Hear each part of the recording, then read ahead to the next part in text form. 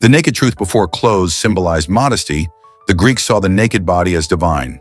In fact, the word gymnasium comes from the Greek gymnos, meaning naked. That's right.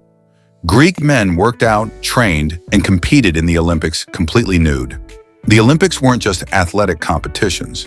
They were a celebration of masculinity, perfection, and divine inspiration. Nudity wasn't scandalous, it was a virtue. The human body, particularly the male body, was revered in ancient Greek society. Nudity was associated with heroism, virtue, and aesthetics, not shame, an expert historian explained. Dionysus and the god of wild parties. Among the pantheon of Greek gods, one stood out for pure debauchery. Dionysus, god of wine, ecstasy, and ritual madness. His festivals, the Dionysia, were anything but tame. Picture this: thousands of men and women drunk on wine, wearing masks, losing themselves in music, dance, and often each other. An expert explained that these were religious festivals, yes, but the point was to shed the self, to become primal, wild, divine. Sex was part of that. Love, lust, and no shame. Sex in ancient Greece wasn't hidden behind closed doors. It was discussed, displayed, and celebrated. Walk into a home in Athens and you might see erotic scenes painted on vases or even sculpted into walls. They had no issue with desire and no shame in talking about it. But love, that was different.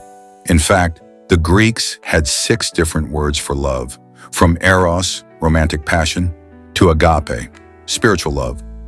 An expert explained, in many Greek city-states, sex was fluid. It wasn't constrained by modern labels like straight or gay. The lines were blurred and socially accepted. Pederasty, the controversial tradition. Now comes a more uncomfortable truth. In classical Athens, there was a social custom that today would be seen as deeply troubling. Pederasty, or relationships between adult men and adolescent boys. These weren't purely sexual. They were also educational. A respected man might take a boy under his wing, teaching him philosophy, warfare, and yes, often including physical intimacy. The expert explained that while this sounds shocking today, it was normalized in Athens as part of aristocratic upbringing. That doesn't make it right, but it's part of history we can't ignore. The heterai, intellectual escorts. In a world where Athenian wives were expected to stay indoors and silent, another class of women thrived in the limelight, the heterai. They were courtesans, but also scholars, musicians, and poets. Unlike common prostitutes, heterai were free women. They dined with philosophers, debated with politicians, and often outwitted them. The most famous hetaira, Aspasia, was the partner of Pericles, the most powerful man in Athens. It is believed that she likely influenced politics and philosophy behind the scenes. Women and sexual power, silenced and feared. While men explored freedom, most women were tightly controlled. Athenian women were expected to be modest, silent, and invisible. But that wasn't the case everywhere. In Sparta, women trained in sports, owned land, and chose their husbands. And Greek mythology is full of powerful women, goddesses, seductresses, and warriors. But the fear of female sexuality ran deep. An expert explained that women were often portrayed in myths as dangerous when they broke the mold. Think of Medea or Pandora. They symbolized chaos when they acted on desire. Sex toys and olive oil. Sex toys in the 5th century BC? Believe it, Greek women used alsbos, often made of leather or ceramic. These toys were commonly lubricated with olive oil, a multi-purpose staple in the ancient world. Chuckling, the expert said, "We tend to think ancient people were prudish, but the Greeks were anything but. Their poetry even jokes about these toys." Government-run brothels. Sex work wasn't just tolerated. In Athens, it was regulated and taxed. The great lawmaker Solon even established public brothels to raise money for the state. You could sleep with a prostitute for the price of a loaf of bread. One obol. These brothels served men, women, and everything in between. Toilet humor and body functions.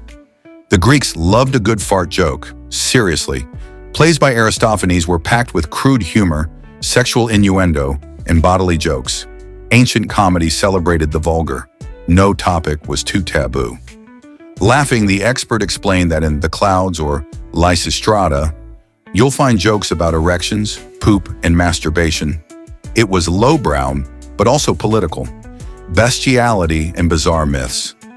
Greek mythology is unfiltered. Zeus transformed into a swan to seduce Leda. Later, into a bull to kidnap Europa. Gods took animal forms. Mortal women birthed demigods from serpents, golden showers, even ants. These weren't just stories. They reflected how Greeks viewed desire, power, and the thin line between the sacred and the profane.